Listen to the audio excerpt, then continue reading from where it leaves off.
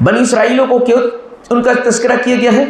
کیونکہ بنی اسرائیل وہ قوم ہے جو حضرت ابراہیم علیہ السلام کے بیٹے اسحاق کے بیٹے یعقوب علیہ السلام کی اولاد ہیں.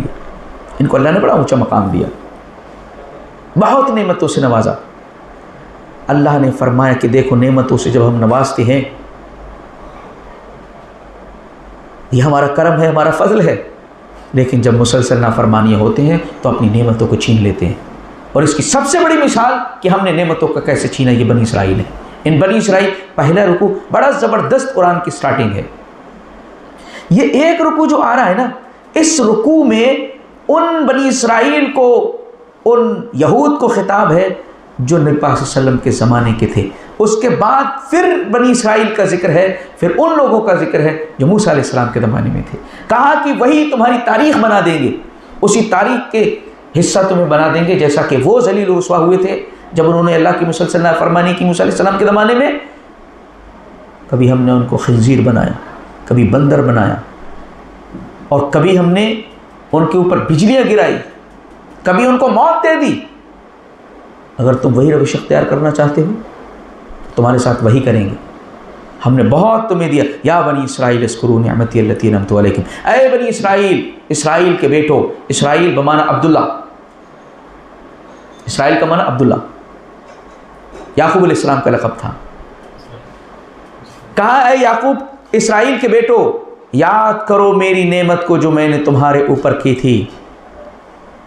وَأَوْفُوا بِعَهْدِي أُوفِ بِعَهْدِكُمْ، دیکھو اگر تم میرے عہد کو پورا کرو گے تو میں تم سے کیا ہوا عہد کو پورا کروں گا. میں نے تم سے عہد یہ کیا تھا توریت میں اور انجیل، توریت کے اندر، کہ ایک نبی کی بعثت ہونے والی ہے. نبی پاک صلی اللہ علیہ وسلم کی بعثت کا تذکرہ موجود ہے. ہم نے وعدہ کیا تھا اس کو پورا کرو. نہیں کرتے تو پھر تمہارے لیے مشکلیں ہو جائیں گی. فَإِيَّايَ فَارْهَبُونَ، اور مجھے سے ڈرتے رہو. وَآمِنُوا بِمَا أَنزَلْتُ مُصَدِّقًا لِمَا مَعَكُمْ، اور ایمان لاؤ اس پر جو میں نے تمہارے پاس جو ہے اس کی تصدیق کے لیے بھیجا ہے. قرآن مجید، قرآن مجید تمہاری کتاب کا انکار نہیں کرتا، وہ تصدیق کر رہا ہے کہ اللہ کی کتاب ہے. لہٰذا اب تم اس کے اوپر ایمان کیوں نہیں لاتے؟ تمہاری کتاب کا انکار کب کر رہا ہے قرآن؟ جب انکار نہیں کر رہا ہے تو قرآن پر ایمان کیوں نہیں لاتے؟ تو تصدیق کر رہا ہے. اس پر ایمان لا. وَلَا تَكُونُوا أَوَّلَ كَافِرٍ بِهِ، اور دیکھو پہلے کافر تم نہ بن جاؤ. ارے تمہارے پاس تو علم تھا، تمہارے پاس تو توریت تھی، نبی موسیٰ علیہ السلام کے ماننے والے لوگ ہو، اور تم ہی لوگ سب سے پہلے اس قرآن کا انکار کرو گے، نبی کا انکار کرو گے. تمہارے پاس تو ہے علم اس بات کا کہ اللہ تعالیٰ ایک نبی کو بھیجے گا، قرآن اور کتاب کی اور تعلیمات کی بات اس نے کی گئی ہے، تو تم اس کے پہلے تو انکار کرنے والے نہ بنو. وَلَا تَشْتَرُوا بِآيَاتِي ثَمَنًا قَلِيلًا، اور میری آیتوں کو چھوٹی چھوٹی حقیر سی قیمتوں پر فروخت نہ کر دیے کرو. وَإِيَّايَ فَاتَّقُونِ، دیکھو مجھ سے ہی ڈرو، مجھ سے ہی ڈرو. ایسا نہیں کہ زیادہ قیمت ملے تو بیچ دینا، ارے جو بھی ہے وہ بہت حقیر ہے اور ذلیل ہے، جتنا بھی دے دیا جائے. وَلَا تَلْبِسُوا الْحَقَّ بِالْبَاطِلِ، دیکھو حق اور باطل کو ملاؤ مات، یہ تم سب گڑبڑیاں کر رہے ہو. وَلَا تَلْبِسُوا الْحَقَّ، حق کو باطل کے ساتھ مت ملاؤ، دودھ کے ساتھ پانی مت ملاؤ.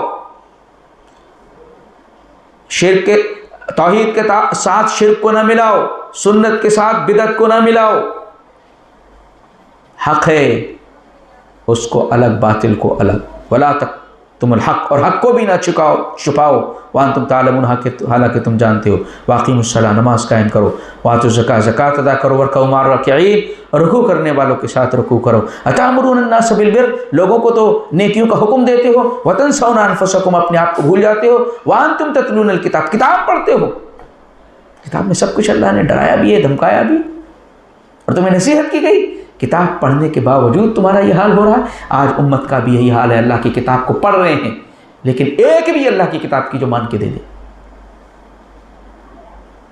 اور گدھے کی طریقے سے کتاب کو لادے ہوئے ہیں، جانتے نہیں اللہ کیا کہہ رہا ہے اس میں. جیسے گدھے پر بوجھ لاد دیا جائے، چاہے کتابوں کا لاد دو، چاہے اینٹ پتھر کا مٹی کا لاد دو، اس کو یہ تو بوجھ ہی ہے. ایسے ہم اللہ کی کتاب کو لادے پھر رہے، ہم نہیں جانتے اس کے اندر کیا ہے. اللہ نے فرمایا ان کی مثال گدھے کی مثال ہے جو اللہ کی کتاب کو صرف ڈھو رہے ہیں اور اس کو نہیں سمجھتے. اللہ فرما رہا کتاب کو پڑھنے کے باوجود تم مسلسل نافرمانیاں کر رہے ہو. افلا تعقلون، سمجھتے نہیں. واستعینوا بالصبر والصلاۃ، مشکلیں آئیں، پریشانیاں آئیں، صبر کے ذریعے، نماز کے ذریعے سے اللہ کی مدد حاصل کرو. وَإِنَّهَا لَكَبِيرَةٌ إِلَّا عَلَى الْخَاشِعِينَ.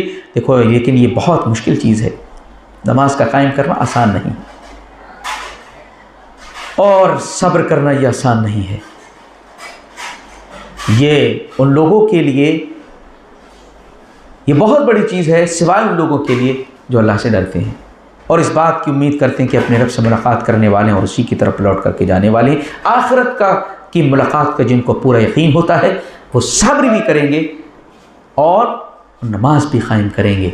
اس لیے تم ان ساری چیزوں کو کرو. اس رکوع کو اللہ تعالیٰ نے اس زمانے کے یہود کو سمجھایا. اگلا رکوع پھر سے وہی آیت ریپیٹ کی گئی، یا بنی اسرائیل اذکروا نعمتی التی انعمت علیکم وانی فضلتکم علی العالمین. اے بنی اسرائیلو میری نعمتوں کو یاد کرو جو میں نے تم پر کی ہیں اور جو میں نے تم کو تمام جان والوں پر فضیلت دی تھی. دیکھو جب یہ فضیلت میں نے تم کو دی لیکن مسلسل نافرمانی، آگے تذکرہ اس کا آئے گا کہ تم نے جب مسلسل نافرمانی کی اب جو ہے تم سے یہ فضیلت اور مقام چھین کر کے تم سے یہ مقام چھین کر کے اس امت محمدیہ کو دیا جا رہا ہے. ایسے ہی جیسا کہ ابلیس سے وہ مقام چھینا گیا جو اس کو فرشتوں کے درمیان حاصل تھا اور اس کو ذلیل و رسوا کر دیا گیا، ایسے ہی اگزامپل اللہ نے دیا کہ تمہارے ساتھ بھی وہی کریں گے جو ہم نے ابلیس کے ساتھ کیا تھا. کس طریقے سے رب نے لنک اور جوڑا ہے اس واقعے کو کیسے جوڑا ہے. اگر فرما برداری کرو گے تو آدم علیہ السلام کی طریقے سے اللہ کے انعام کے مستحق بن جاؤ گے، لیکن سرکشی کرو گے، نافرمانیاں کرو گے اور اللہ کے کیے ہوئے وعدے کو توڑو گے تو پھر تمہارا وہی حال ہوگا جو ابلیس کے ساتھ کیا گیا ہے. لہٰذا تم اپنے آپ کو ذلیل و رسوا کرنے سے بچا لو، جیسا کہ شیطان ذلیل ہو چکا ہے، تم اپنے آپ کو اس سے بچاؤ. اللہ تعالیٰ نے ایک تو مثال ابلیس کی بتائی، دوسری ان بنی اسرائیلیوں کی بتائی کہ مقام اور عزت ہم دیتے ہیں لیکن ہماری مسلسل نافرمانیاں ہوتی ہیں تو ہم ان کو ذلیل بھی کر دیتے ہیں. یہ مثال ہے ان بنی اسرائیلیوں کی اس بات پر. اللہ رب العزت و جل کی توفیق عطا فرمائے.